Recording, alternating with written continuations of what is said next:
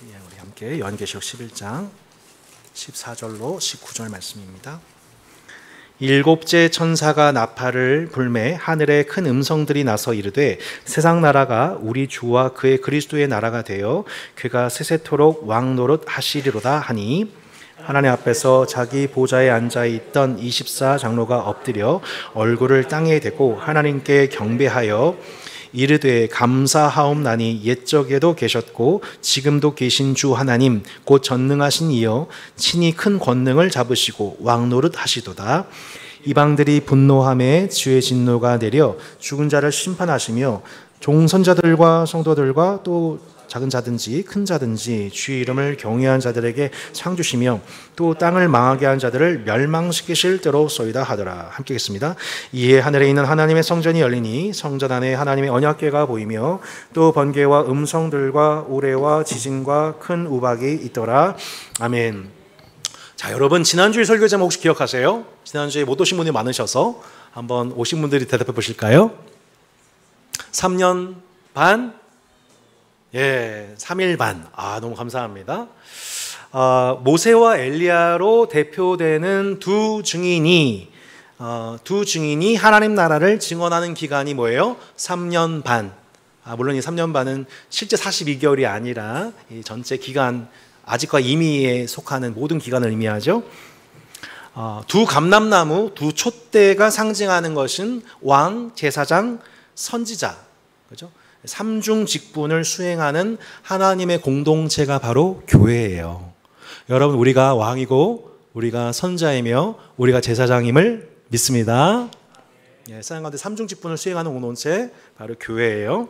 그 증언한 결과 3년 반 동안 교회가 제사장, 왕, 선지자의 직분을 감당한 결과가 뭐였어요? 바로 3일 반이었어요. 3일 반은 뭘 상징해요? 수치와 죽음의 시간. 그 운명과도 같은 시간이죠. 이건 마치 3년 동안 하나님 나라를 증언하신 결과 예수님이 3일 동안 수치와 죽임을 당하셨던 것처럼 우리 또한 3년 반 동안 복음을 증언한 결과 당하게 되는 운명이 바로 3일 반의 시간이다. 생각해보면 그렇게 예수님이 사흘 동안 수치와 죽임을 당하시고 죽음에서 살아나셨던 것처럼 부활하셨던 것처럼 승천하셔서 온 땅과 하늘의 주가 되신 것 같이 그렇게 3일 반 동안의 수치와 죽임을 당한 주님의 성도 교회든 결국 그 짧은 수치와 죽음을 이긴 후 주님과 함께 부활, 승천하여 온 땅을 다스리는 주님의 상속자가 됨을 믿습니다. 믿습니다. 이것이 하나님 나라의 전체 서사이지요. 우리는 하나님의 나라의 서사 중 일부를 믿는 것이 아니라 전체를 믿습니다. 그 끝까지 믿습니다. 오늘 계시록 11장 12절이 이렇게 시작되죠.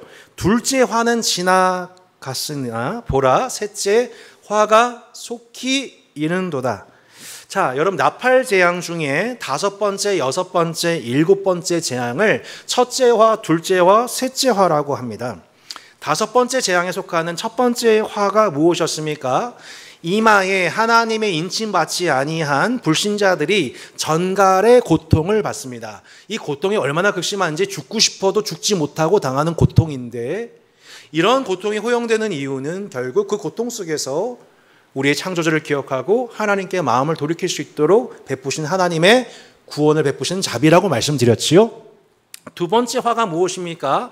이역 기병의 출현으로 인구 전체 중 3분의 1이 죽고 그런데 아이러니하게도 우상 숭배자들 앞서서 살인, 복술, 음행, 도둑질을 가담하면서 하지만 선지자의 말을 듣지 않고 회개하지 않는 사람들, 악인들, 우상 숭배자들의 천국이 되는 세상에 열리게 되는 것이 뭐예요? 둘째 화예요.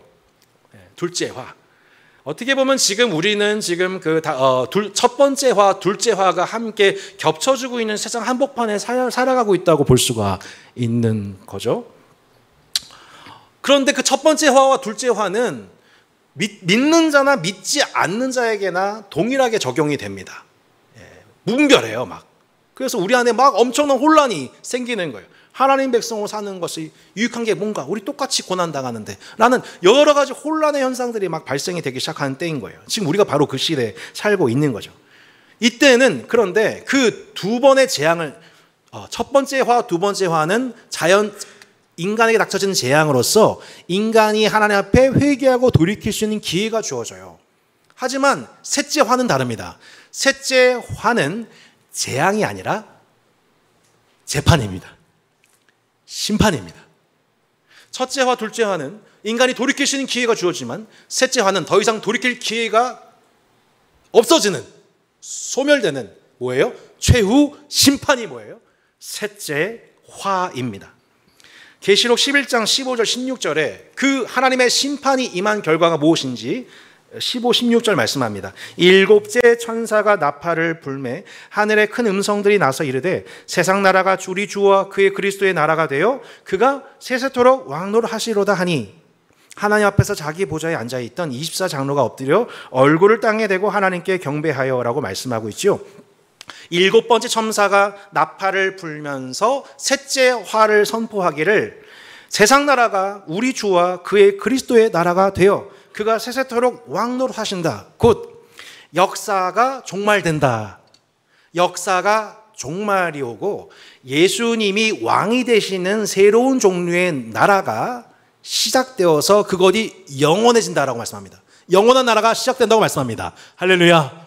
예, 영원한 나라가 시작이 되는 거예요. 그러니까 우린 나중에 그 영원한 나라에 들어가가지고 옛날을 생각해보면서 옛 세상이었지. 우린 옛날에 옛날 세상에 속한 존재였지라고 기억하는 날이 올 거예요. 어떻게 보면 기억도 나지 않을 수도 있어요. 그러니까 지금 우리 어떻게 보면은 성경은 뭘 말하고 있는 거냐면 새로운 세상은 아직 시작되지도 않았다. 새로운 세상이 곧 시작이 될 것이다. 본래 이 세상은 우리의 주 하나님의 나라였습니다. 그런데 그 우리 주 하나님의 나라의 정통성을 이어받은 나라는 딱 하나인데 그리스도의 나라입니다. 그리스도께서 이 땅에 오셔서 하나님 나라가 가까이 왔으니 회개하고 복음을 믿으라 라며 나타내신 그 예수님이 나타내신 나라가 하나님의 나라였고 곧 그 그리스도의 나라는 하나님 나라의 정통성을 물려받은 유일한 나라였던 겁니다.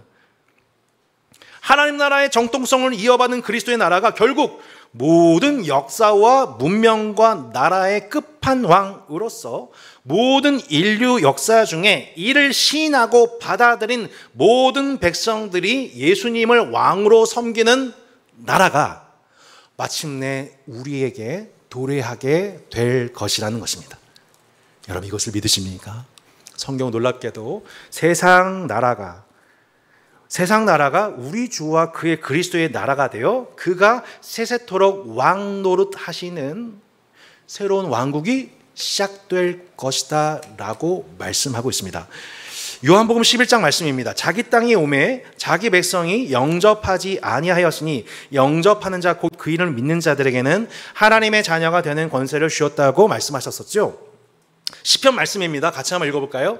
내가 나의 왕을 내 거룩한 산 시온에 세웠다 하시로다. 내가 여호와의 명령을 전하노라. 여호와께서 내게 이르시되 오늘 내가 너를 낳았도다. 내게 구하라. 내가 이방 나라를 내 유업으로 주리니 내 소유가 땅끝까지 이르리로다. 아멘. 여러분 예수님께서 이 땅에 오신 이유가 뭐였어요? 하나님 아버지의 땅을 회복하고 마침내 아들로서 그 땅을 상속받기 위해 이 땅에 오셨습니다. 본래 주인의 아들이 지닌 권리를 회복하기 위해 예수님이 하나님의 아들로서 이 땅에 오신 것이지요. 하지만 정작 그 백성들은 자기 왕을 알아보지 못했습니다. 땅의 주인인 왕을 알아보지 못했습니다. 심지어 세상 군왕들이 일어나 모의하고 결국 하나님의 아들을 십자가에 못 박았지요. 그 왕권을 거부했습니다. 그러나 하나님 아버지께 당신의 나라를 구한 아들은 이 땅을 속량하는 모든 죄값을 지불하시므로 땅에 대한 소유권을 회복하십니다. 그 결과가 뭐예요? 그 소유가 땅끝까지 이르게 되는 것입니다. 하나님의 아들이 온 세상에 대한 죄값을 지불하심으로, 땅의 그 모든 죄값을 지불하심으로 그 소유권이 예수님께 양도가 되었고, 그 결과로서 하나님의 첫째 아들이신 예수님과 그를 믿는 둘째, 셋째 아들들인 저와 여러분이 그 땅을 다스리는 상속자의 복을 받게 된다는 것입니다. 복음을 전파하는, 이 기쁜 소식을 전파하는 두 증인들에 의해 마침내 모든 땅 끝이 여호와를 기억하고 돌아오게 되는 역사가 지금의 선교의 역사인 것입니다. 이 산지를 내게 달라고 모세에게 요청했던 갈렙과도 같이 하나님의 말씀이 그렇게 뜻이 하늘에서 이루어진 것처럼 이 땅에서 이루어질 거야 라고 그 말씀을 받는 자들, 하나님의 말씀을 신뢰하는 자들을 뭐라고 하냐면 온유한 자라고 합니다. 온유함은 단순한 성품적인 부드러움이 아니라 하나님의 말씀을 전적으로 신뢰하는 태도인 것이죠. 그 온유한 자들이 결국 어떻게 돼요? 땅을 차지하게 됩니다. 그게 예수님이 팔복에서 말씀하신 바였죠. 온유한 자는 복이 있나니 그들이 땅을 기업으로 받을 것이며. 사랑하는 성도 여러분, 언젠가 우리는 온 땅을 하나님의 아들, 세세토록 왕노릇하시는 예수와 함께 온 땅을 통치하는 하나님 나라의 상속자들로서 우리가 영원을 살아가게 될 것을 믿습니다. 수년 전에 불과 한 달 만에 아파트 값이 2배, 2.5배 뛰는 현상을 지켜봤습니다. 또 눈앞에 이러한 현상을 믿을 수가 없었고 얼마나 그 슬픔과 좌절을 느꼈는지 모릅니다. 제 선조께서 예전에 평양에서 꽤 부자셨대요. 아무도 안 믿으신 눈치인데 제가 만약에 거기서 있었다면 이미 땅을 다 뺏겼겠군요. 네.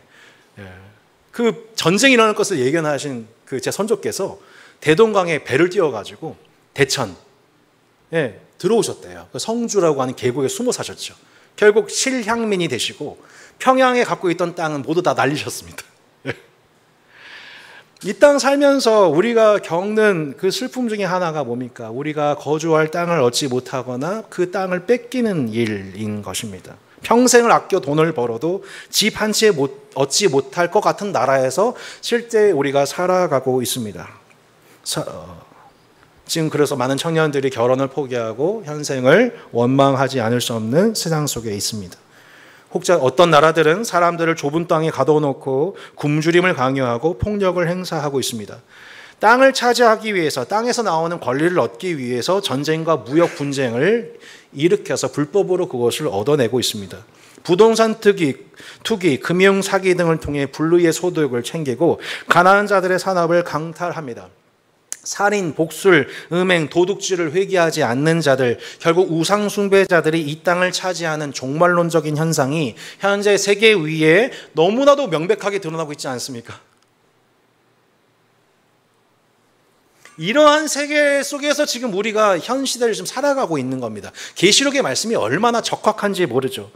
이 시대에서 하나님을 증언하는, 하나님 나라를 증언하는, 하나님 나라가 곧 올 것이다라고 하는 것을 증언하는, 하나님 나라는 이미 이 땅에 시작됐다, 하나님 나라가 곧 너희가 임하게 될 거다, 그래서 왕 되신 주님이 너희를 가만두지 않을 거다, 그런 너희들 삶의 방식, 너희들의 불의, 폭력, 땅을 탐하는 모든 자들 너희들 가만두지 않으실 거야 라고 우리는 왕의 위엄을 가지고 선포해야 하는 공동체가 교회인 줄로 믿습니다. 온유한 자가 땅을 차지할 것이라고 선지자의 일가를 외치는 공동체가 교회임을 믿습니다. 그리고 이 땅에서 땅을 잃어버린 자들, 원통하며 한 맺혀 눈물 흘리는 자들의 눈물을 닦아주는 제사장의 공동체가 교회인 줄로 믿습니다. 이게 지금 이게 교회인 거예요, 여러분. 이게 교회인 거예요. 땅 잃은 자들, 억울하게 땅의 소산을 빼앗겨버린 그 자들, 땅의 소산을 함께 혜택을 누리지 못하는 자들과 함께 더불어 우는 자들과 함께 울며 그들을 위해서 왕이 되고 제사장이 되고 선제가 되는 공동체를 교회라고 하는 것이죠. 이 말씀을 들을 때 입에서는 달지만 속에는 쓰다립니다. 혹자 느끼실 겁니다. 달지도 않아요. 요한계시록 말씀 입에서 달지도 않아요. 그럴 수도 있어요. 입에서도 달고 속에서도 쓸고, 달지도 않고 속에도 쓰고, 말씀을 소화하기도 어렵고, 말씀을 전해도 반응이 별로 좋지 않고, 두 증인의 사명을 충성스럽게 감당할수록 수치와 아픔을 겪습니다. 이렇게 보면 이런 생각이 드는 거예요. 계시록 말씀 들으면서 저는 저와 여러분이 분명히 시험을 겪게 될 거라고 생각합니다. 도대체 왜 우리 한 번 주어진 인생을 이렇게 살아야 돼요? 왜 두 개의 증인을 살아야 돼요? 아니신가요? 한 번 주어진 인생을 누가 그렇게 살고 싶어요? 이 복음을 듣고 누가 두 증인으로 살고 싶겠냐고요? 라고 여러분 분명히 마음속에서 반문할 수 있을 겁니다. 그런데 여러분 조금만 더 한번 생각해 보십시오. 사실 알고 보면요, 한 번밖에 없는 인생이라서 이 사명에 더욱 투철해져야 됩니다. 한 번밖에 기회가 없어요. 우리에게 앞으로 영원한 삶이 주어지게 되는데 그 영원한 삶을 앞두고 우리가 회개하는 자들에게 그들이 돌이킬 수 있는 기회를 제공하는 두 증인으로서, 때로는 왕의 모습으로, 제사장의 모습으로, 선자의 모습으로, 예수 그리스도의 형상으로 이 땅을 살아갈 기회가 딱 한 번밖에 없는 거예요. 그게 지금 우리에게 주어지는 시간이라고요. 3년 만의 시간이라고요. 선택은 여러분 자유예요. 그러나 저는 저와 여러분에게 외치고 싶습니다. 딱 한 번밖에 없는 이 인생의 기회와 자유를 여러분 두 증인의 삶을 위해, 두 증인의 사명을 감당하는 그 일에 딱 한 번밖에 기회가 없기에 그 기회에 여러분의 인생을 걸기에 충분하다고 믿습니다. 우리는 내 감정과 상황이 아니라 계시록의 말씀을 확인하고, 우리가 풍산기 때 배웠잖아요. 사실, 믿음, 느낌. 뭐가 사실이냐예요. 내 믿음대로 하는 게 아니에요. 내 느낌대로 하는 게 아니라, 내 보인대로 믿는 게 아니라, 우리 배웠잖아요. 뭐가 사실이냐고. 그 사실에 따라 그 사실을 믿고 그 믿음에 반응하는 것이 우리의 정서가 되어야 한다는 것을 우리 풍산기 때 배웠잖아요. 첫째 화, 둘째 화로 끝나는 게 아니라니까요. 첫째 화, 둘째 화로 끝나는 게 아니라 최후 심판, 셋째 화는 최후 심판이에요. 한번 생각해 보세요. 왜 하나님이 이 땅을 심판하셔야 되나요? 무섭잖아요 라고 말 수 있지만, 거꾸로 우상 숭배자들이 땅을 차지하도록 그 질서가 이 땅에서 무한 반복되는데, 대물림되는데, 이거를 내버려 둔다면, 이걸 가만히 내버려 둔다면, 끝까지 내버려 두고 방치한다면 하나님이 정말 의로운 분이라고 할 수 있을까요? 저는 그 하나님 못 믿습니다. 저라면 그 하나님 못 믿습니다. 의를 행하지 않는 분이 하나님이 무슨 하나님입니까?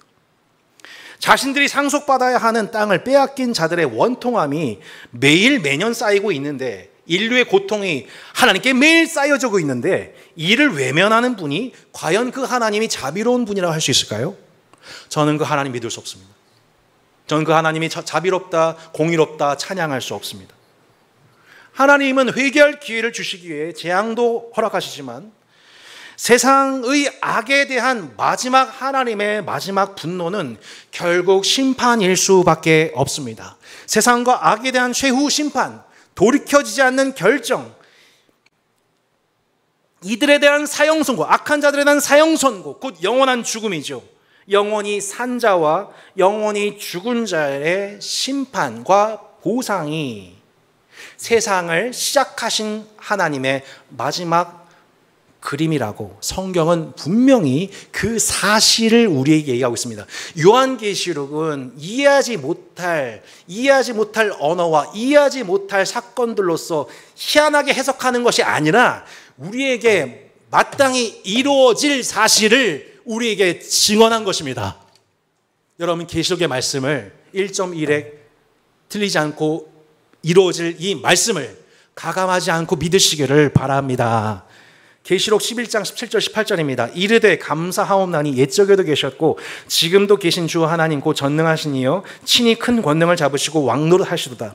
이방들이 분노함에 주의 진노가 내려 죽은 자를 심판하신다고 말씀하잖아요. 종 선자들과 성도들과 또 작은 자든지 큰 자든지 주의 이름을 경외한 자들에게 뭘 주신대요? 상 주신다고 하죠. 또 땅을 망하게 한 자들을 멸망시키실 때로소이다. 자, 하나님이 심판하신 대상이 양쪽에 샌드위치로 나와 있고 그 안에 중앙에 있는 그룹이 뭐냐면 상반이에요. 양쪽에 심판받는 자의 특징이 뭐예요? 죽은 자라고 합니다. 죽은 자. 죽은 자들은 결국 심판받을 자들이다. 그 죽은 자의 특징이 뭡니까, 여러분? 땅을 망하게 한 자들입니다.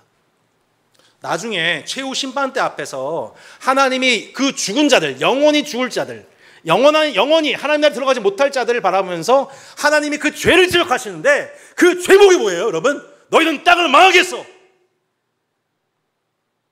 내가 창조한 땅에서 모든 생물과 먹을거리가 나오게 하고 모든 생명을 살게 하는 모든 열매를 나오게 하는 그 땅의 원리를 너희는 깨뜨렸어. 너희는 땅을 독식하려고 했고 땅을 탐욕했어. 형제들을, 그 땅에서 난 소산으로 형제들을 배려하지 않았어. 땅을 파괴한 자들의 죄를 지목하시며 그 죄목으로 그들을 심판하신다, 그들을 멸망시키신다라고 분명히 말씀하고 있죠. 전 이 말씀을 볼 때 얼마나 속이 후련해지는지 모릅니다. 제가 잠시 아팠던 그 마음, 그 부동산 땅 투기나 그 금융사기 등으로서 돈 헤쳐먹고 수많은 사람들 주변부로 밀려나게 만들고 한평생 갚지 못할 빚을 만들게 만든 죄송합니다. 그 원통함, 여러분, 그 원통함, 이걸 누가 해소줘요? 이걸 누가 해소하냐고요? 땅을 망하게 하는 자들을 멸망시킬 때가 온다라고 말씀하고 있습니다. 그러니까 너무 분명한 거예요. 너무 분명한 거예요. 죽은 자들과 땅을 망하게 한 자들은 하나님이 심판하시고, 반면에 중앙에 있는 사람들 누구예요? 종, 선자들과 성도들과 작은 자든지 큰 자든지 주의 이름을 경외하는 자들.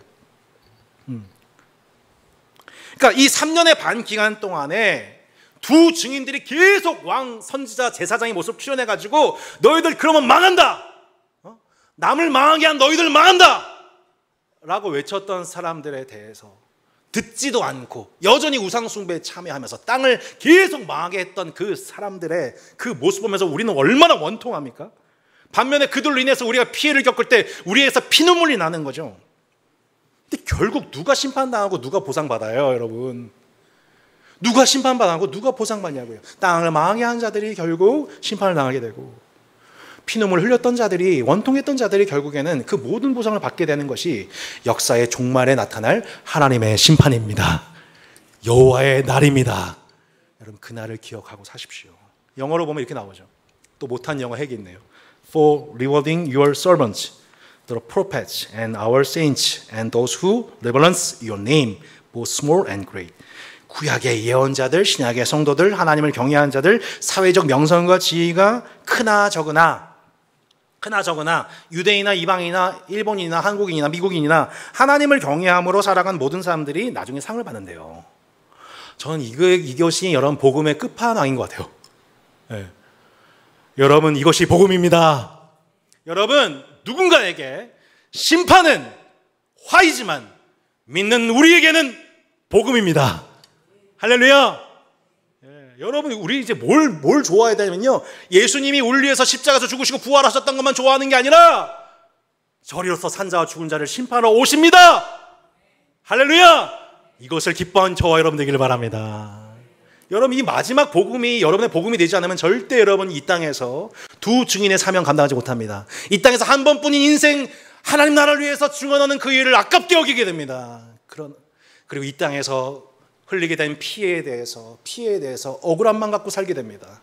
그러나 저리로서 산자와 죽은 자를 심판하시는 이 복음이, 이 사실이 진리로 우리 안에 각인되면, 이것이 우리의 믿음이 되고 우리의 정서가 되면, 여러분, 우리는 우리에게 찾아오게 될 그 영광스러운 보상과 칭찬의 날에 우리가 얻게 될 영광을 즐거워하며 이 땅을 견뎌나갈 수 있는 힘이 생기게 될 것입니다. 하나님을 경외하며 살다가 누적된 피해, 희생, 아픔, 고통, 억울함, 이 모든 일 보상되던가요? 안 되잖아요. 유일하게 이 모든 것들을 기억하고 계신 하나님이 이에 합당한 완전한 보상을 주신다는 것, 인류 역사상 쌓여졌던 모든 선과 악에 관한 최종 심판을 통해 완전한 의를 이루시는 하나님을 증언하는 계시록의 말씀을 믿고 증언하며 말씀대로 살아갈 수 있는 힘이 우리 가운데 생기기를 바랍니다. 결국엔 두 그룹으로 나눠지게 될 거라. 두 증인으로, 두 그룹으로. 어떤 그룹으로요? 마태복음 25장 34절과 41절의 두 그룹입니다. 첫 번째 말씀 볼까요? 그때에 임금이 그 오른편에 있는 자들에게 이르시되 내 아버지께 복받을 자들이여 나와 창세로부터 너희를 위하여 예비된 나라를 뭐하래요? 상속받으라. 한 그룹, 상속받는 그룹이에요. 또 한 그룹입니다. 또 왼편는 자들에게 이르시되 저주를 받은 자들아 다 나를 떠나 마귀와 그 사자들을 위하여 예비된 영원한 불에 들어가라. 여러분, 성경은 우리에게 늘 경고합니다. 예수님은 늘 변장하여 우리에게 찾아오십니다. 변장세에 능하십니다.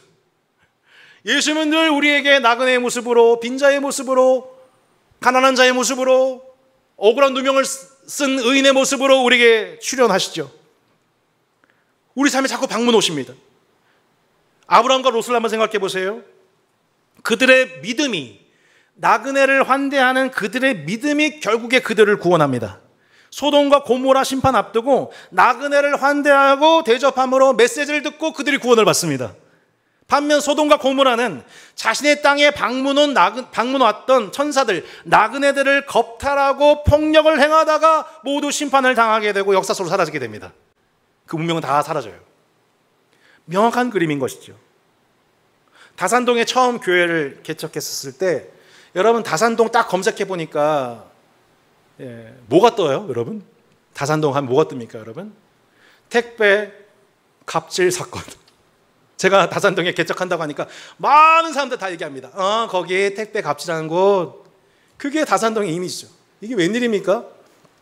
다산 정약용, 이웃사랑의 실학자가의 정신이 구현된 도시를 만들자는 마음으로 만든 이 다산 신도시가 택배 갑질, 사회적 약자에 대해서 배려 없는, 예의 없는 도시로 일컬어지다니요.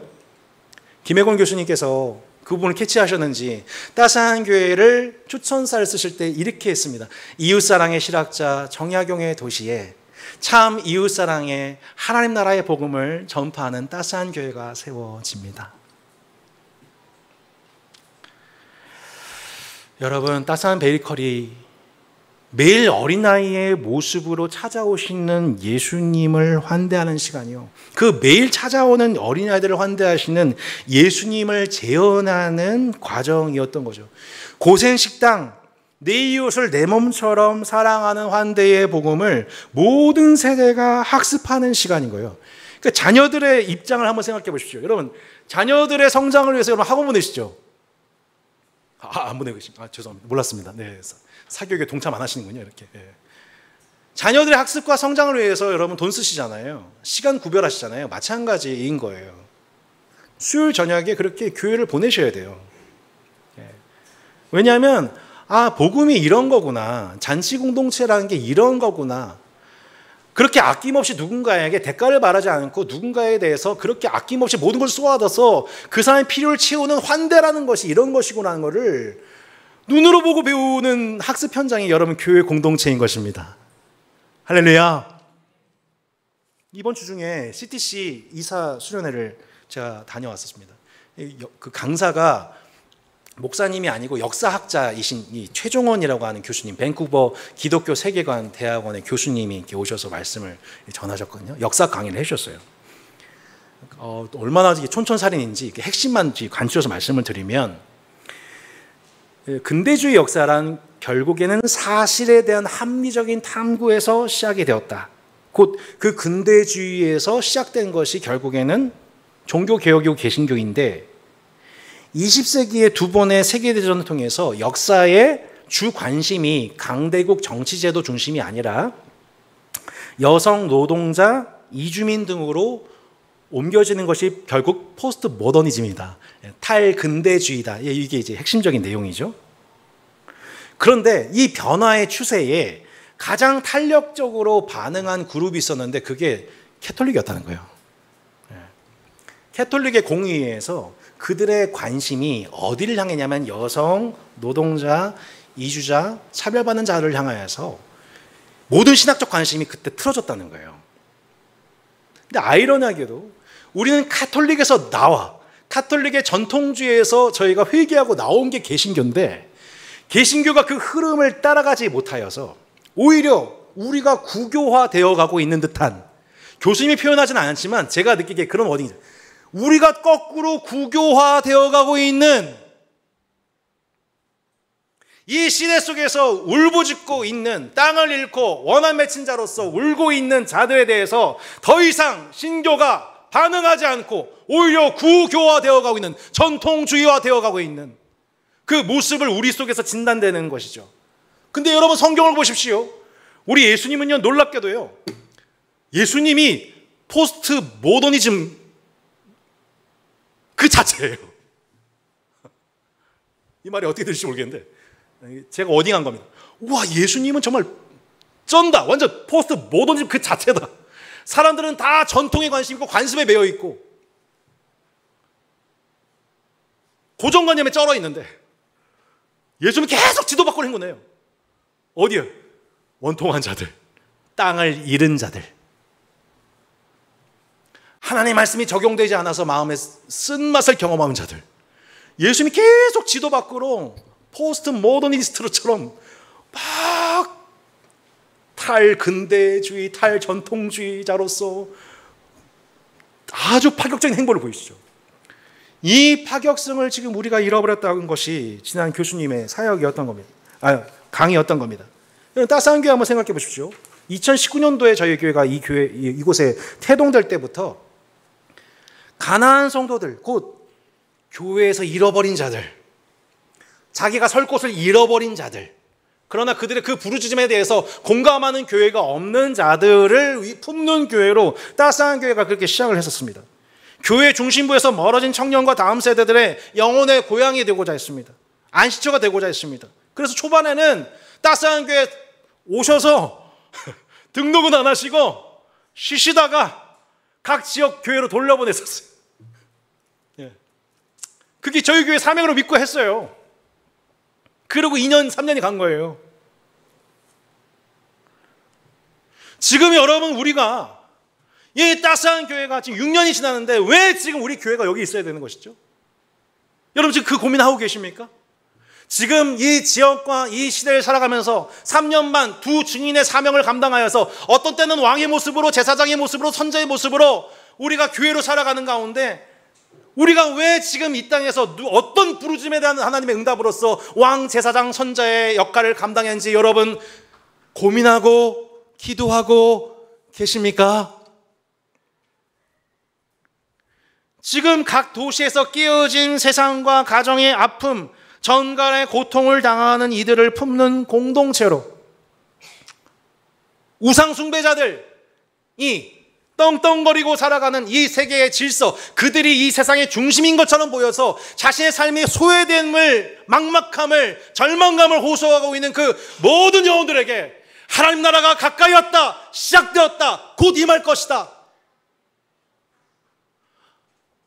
그들의 눈물을 닦아줄 수 있는, 그들을 환대할 수 있는 여러분 교회 공동체로서 여러분 따스한 교회가 한 번 더 영적으로 도약할 수 있기를 주의 이름으로 축원합니다. 수련회 기간에 복음과 도시 이사장으로 섬기시는 온누리교회 이재훈 목사님께서 그 통큰 선물을 해주셨어요. 하나는 뭐냐면 따스한 교회 한번 꼭 오겠다. 자, 이제 방송 녹화됐습니다. 네, 제가 한번 오시게 됐어요. 두 번째는 뭐냐면 그 참여한 모든 목회자분들을 위해서 극장을 한 칸을 다 빌려가지고 영화를 한 편을 봤어요. 그 영화가 뭐냐면 무명이라고 하는 영화입니다. 혹시 여러분 보셨나요? 이름 그대로의 무명이죠. 예, 유명하지가 않아요. 아무도 안 봤습니다. 저는 정말 이 영화 좀 기회가 된다면 정말 영화 극장 한 칸을 빌려서 다 같이 한번 보고 싶은 영화예요. 참 펑펑 울었거든요.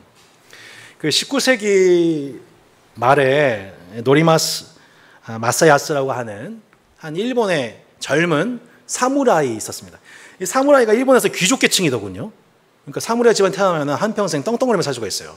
근데 이 기독 동신회라고 하는 선교단체를 만났는데 이 모리아스라는 이 사람은 뭐 배우이지만 이 복음을 듣고 회심을 하게 된 거예요. 근데 그때 이제 몇십 명이 같이 회심을 했나 봐요. 사무라이 집단이.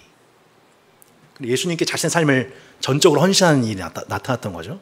그러던 어느 날 1896년 명성황후 시가 있었을 때에 이 모리아스 선교사가 노리마스 선교사가 조선의 선교사가 되기로 결심을 합니다. 그래서 열심히 조선말을 배우고 한글로 쪽복음을 기록해서 거리에서 만나는 사람마다 막 복음을 전하기 시작한 거죠. 사람들의 반응이 어땠을까요? 저 재수없는 일본 사람 퇴퇴 뺨 때리고. 그러면 그때마다 이 선교사가 일본의 죄를 용서해 주십시오. 일본의 죄를 용서해 주십시오. 제가 사과드립니다 하면서 쪽복음을 이렇게 전했던 거예요. 근데 수원에 복음 전할 사람이 필요하다는 소식을 듣고 아내 스네코 여사와 함께 바로 지역을 옮겨서 마치 고생식당처럼 지역 이웃들에게 먹을 것을 해다 주기 시작합니다. 막 어른과 아이 가릴 것 없이 누구나 와서 함께 고생식당을 누렸던 것이죠. 어느 날에는 쌀이 떨어졌는데 아내가 긴 머리칼을 잘라다가 쌀을 얻어와가지고 가난한 자들을 먹이기 시작하고 그 모습을 보고 사람들이 이제 강가에 모여가지고 세례를 받기 시작하는 거예요. 그렇게 해서 세워진 교회가 바로 수원의 동신교회입니다. 지금 현존하고 있는 교회예요. 들어보셨나요? 근데 그러나 어느 날 이 스네코 여사가 나이 30이 조금 넘어서 애 4명을 낳은 상태 속에서 결핵에 걸려서 죽습니다. 그 큰 충격 속에서 이 선교사가, 이 노리마스 선교사가 결단을 하게 되는데 내 자녀를 하나님께 드리겠다. 그래서 일본어를 안 배우고 조선말만 배우기 시키고 조선 옷만 입히고 조선의 문화, 음식 계속 이것만 고집해서 내 자녀를 키우기 시작하다가 노리마스 선교사가 결국에는 또 그도 결핵에 걸리게 된 거예요. 일본에 가서 치료를 받으러 일본에 가는데 결국 노리마스 선교사도 죽습니다. 내 자녀가 고아가 되죠. 근데 그 죽었다는 소식을 듣고서 이 수원의 동신교회 성도들이 대거 몰려와서 일본의 장례식장에 와서 그를 추도하면서 이러한 추도사를 남겼는데 이 추도사의 내용이 저와 목사님들을 울렸던 거죠. 모든 사람들이 미국인이 되고 싶어하고 영국인이 되고 싶어하는 이 시대 속에서 유일하게 조선인이 되고 싶었던 사람. 모든 사람들이 미국인이 되고 싶어하고 영국인이 되고 싶어하는 이 시대 속에서 유일하게 그 시대의 조선인, 아무도 돌아보지 않는 하찮은 미개한 가난한 조선인이 되고 싶어한 사람. 여러분 지금도 그 수원 동신교회 가면은 모리마스 선교사님의 묘비가 고이 간직이 되어 있는데 해방 이후에 일본인들의 모든 묘비와 묘지는 다 훼손이 되었거든요. 근데 교인들과 지역 주민들이 모리마스 선교사의 묘비만큼 건드리지 마라. 그렇게 지금 간직되어 온 거예요. 그런데 지금껏 이 모리마스 선교사라고 하는 제가 봤을 때 정말 손영 목사님 못지않게 감동이 되는 이 일본 선교사의 이름이 교회사 책이나 강의나 한 번쯤 들어봤을 만도 한데 목사님 중에 아는 분이 한 사람도 없는 거예요. 여러분 들어보셨어요 혹시? 오늘 처음 들으셨죠? 아무도 몰라요. 아무도 몰라요. CGN TV에서 2분의 1화를 영화 제작하기 위해서 전국과 일본을 뒤지면서 그 이유를 알게 됐어요. 남은 자료가 없는 거예요. 남은 기록이 없는 거예요. 무명인 거예요. 무명. 무엇이 이 선교사를, 이 아름답고 위대한 예수님의 제자 모리마스를 무엇이 그를 만족시켜서 그가 그 길을 걸어갈 수 있었을까? 그 비밀이 뭐였냐면 알고 보니 그 기독 동신회라고 하는 선교단체였던 거예요. 그들의 신앙 신조가 바로 이것입니다. 수치는 내가, 영광은 하나님께. 수치는 내가, 영광은 하나님께. 기독 동신의 정신, 수치는 내가, 영광은 하나님께. 자신들에 관한 기록과 평가를 집착하지 않고 오직 나를 아시는 분은, 오직 우리를 아시는 분은 하나님이시다는 것 하나만 믿고 그 하나만 믿고, 그 하나만 믿고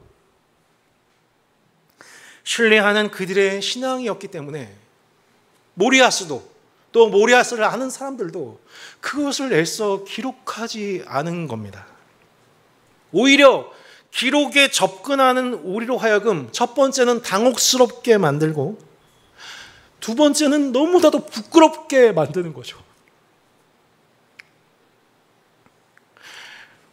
우리는 얼마나 많은 순간 우리의 이름이 어떻게 기억될 것인가, 사람들이 우리를 어떻게 볼 것인가에 매여 우리에게 주어져 있는 왕과 선지자와 제사장의 직무를 피할 때가 많은지 모릅니다.